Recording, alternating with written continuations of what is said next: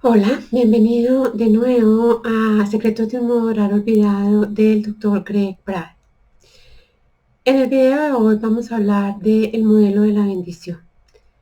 La clave para recibir el don de la bendición está en ofrecerlo.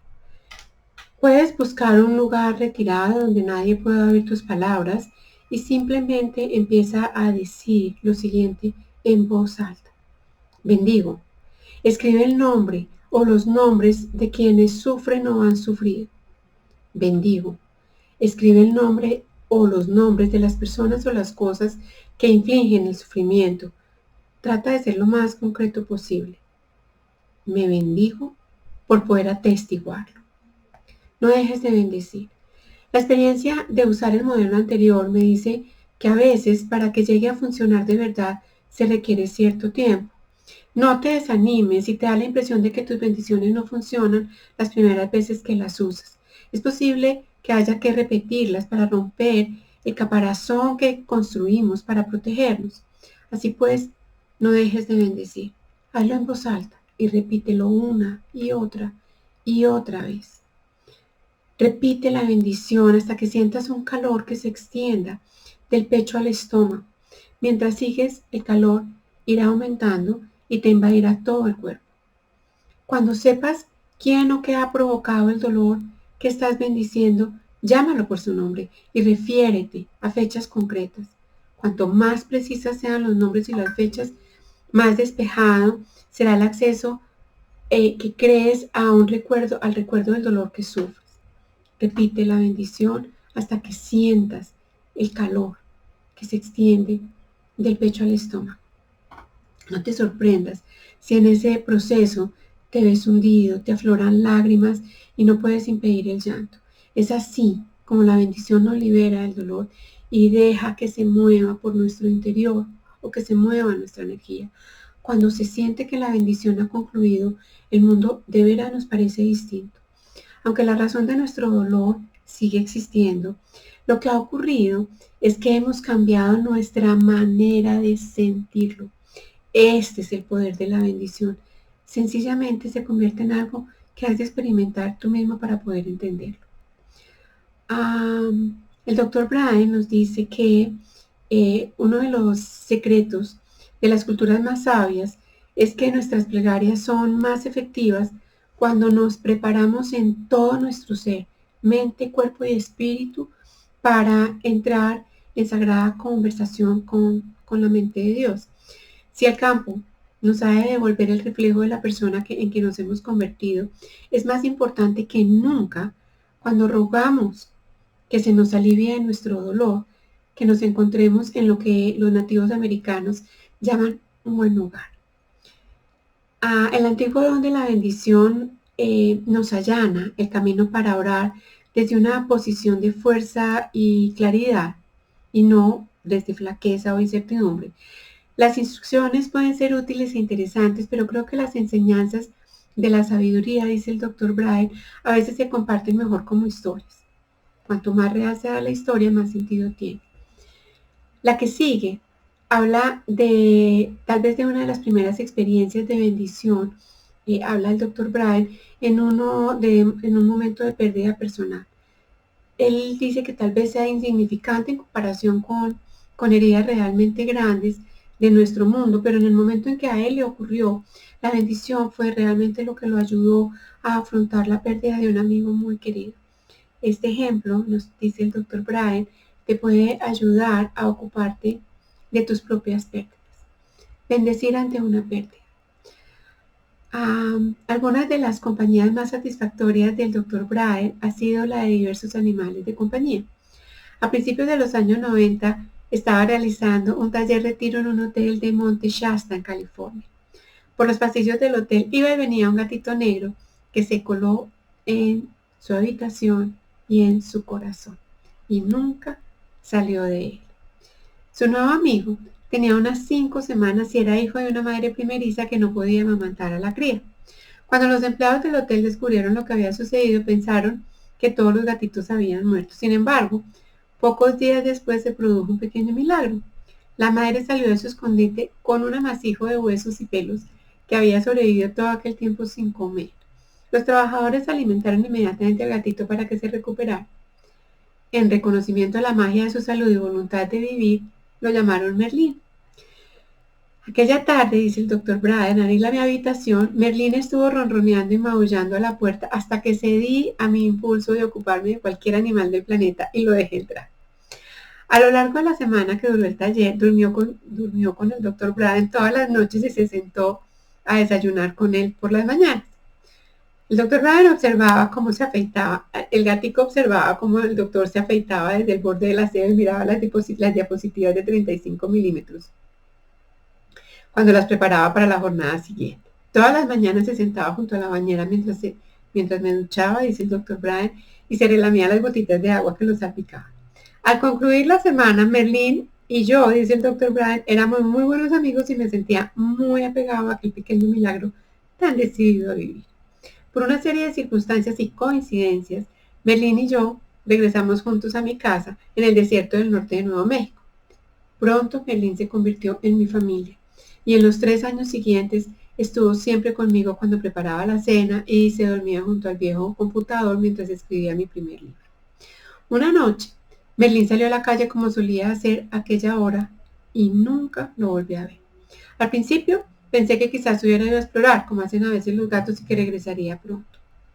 Después de 2 días sin verlo, empecé a buscarlo. Estuve casi una semana, dice el doctor Brian, sin atender el teléfono ni hacer otra cosa que buscar por los campos del norte de Taos en Nuevo México. Habría caído en alguna trampa que los granjeros colocaban para los coyotes que acosaban a sus ovejas.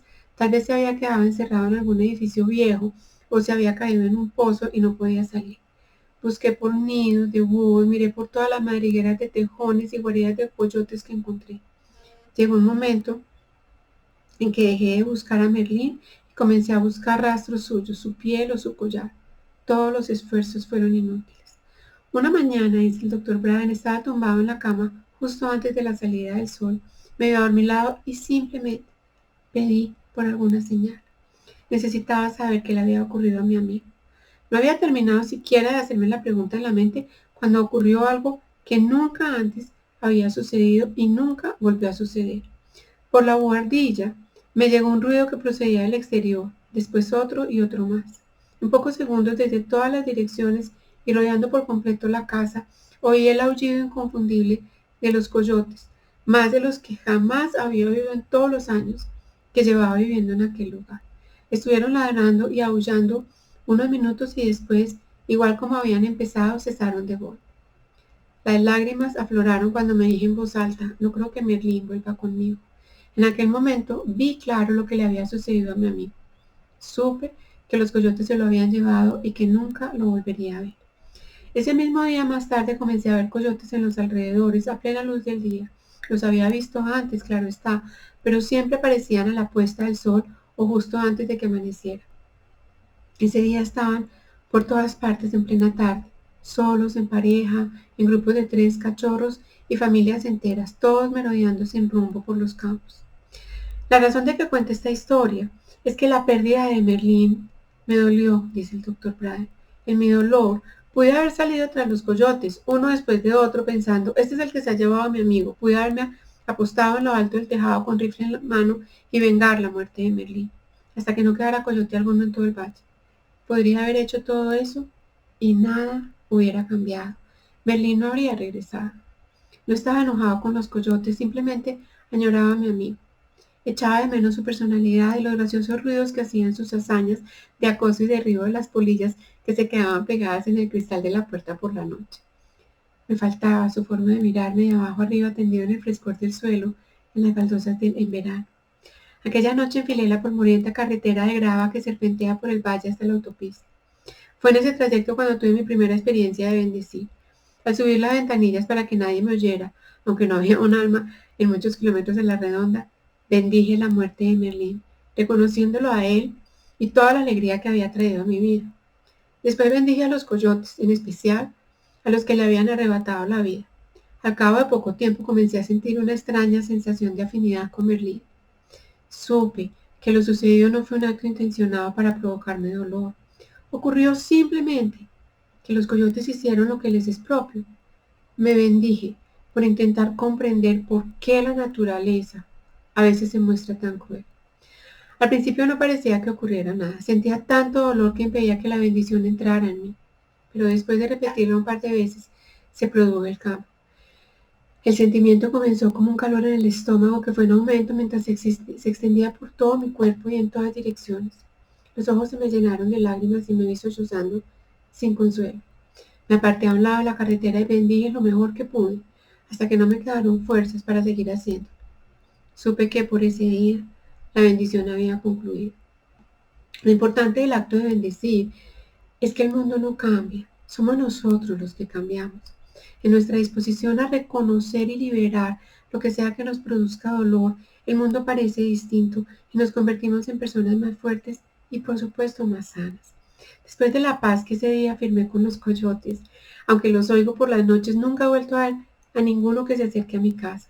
Sin embargo, dice el Dr. Brian, el año pasado sí vi un gato de otro tipo, mi primer puma en directo. Cruzó por debajo de la valla y se metió en el patio trasero. Cuando no basta con mirar hacia otro lado. La historia de Merlín puede parecer insignificante, pero la cuento porque es auténtica y profundamente personal. El principio de la bendición que he expuesto para Merlín funciona para cualquier dolor que pueda sufrir, sea en el espacio más inmediato o dolores globales. Hace poco, dice el Dr. Brian, tuve una oportunidad de poner a prueba el poder de la bendición ante uno de los actos más angustiosos y horribles que he vivido como adulto.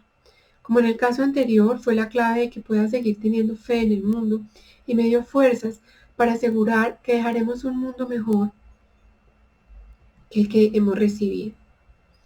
El Dr. Brian está hablando acá de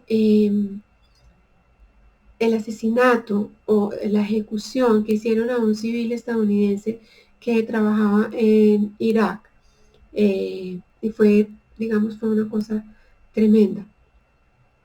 Él dice que se encontraba en Europa en una gira de promoción de un libro cuando la CNN informó del asesinato. En ese momento la CNN dijo que las imágenes que habían mandado, creo que fueron los talibanes los que hicieron eso, pues no las querían mostrar porque eran, digamos, muy fuertes, pero sin embargo el periodista describió todo lo que él había visto y hay personas, y el doctor Prada dice que se cuenta como una de esas que son muy imaginativas y son muy visuales, y dice que para él fue tremendo la descripción. Entonces dice que son procesos tremendamente deprimentes y dolorosos y que lo que hacemos muchas veces es dejar de ver las noticias o tratar de no enterarnos de situaciones que nos generan tanto dolor y que realmente no podemos hacer nada.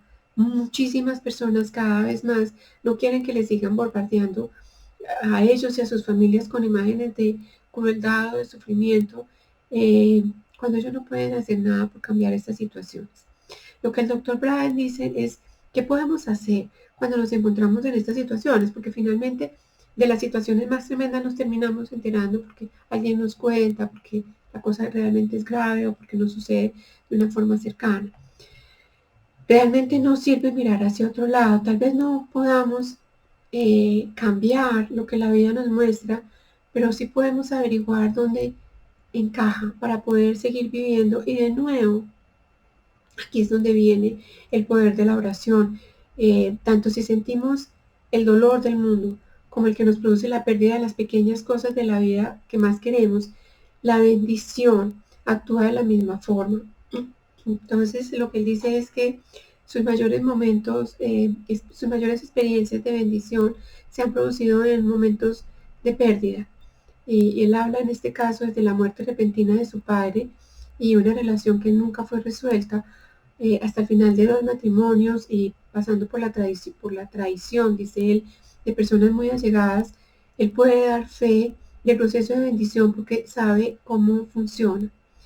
Y lo que él pide es que él cree que también a ti te puede funcionar y se puede convertir en un amigo para cuando lo necesites. Hay una pregunta que a mí me hacen muchísimo en mi coaching y es eh, cómo cambiar a las personas, cómo cambiar las situaciones, cómo enfrentarnos realmente a esto, a situaciones de abuso, a situaciones de dolor, no solamente que las mismas personas sufrieron, sino que ven lo que pasan y muchas veces nos sentimos como muy agobiados de no poder ayudar aún en el entorno más cercano nuestro.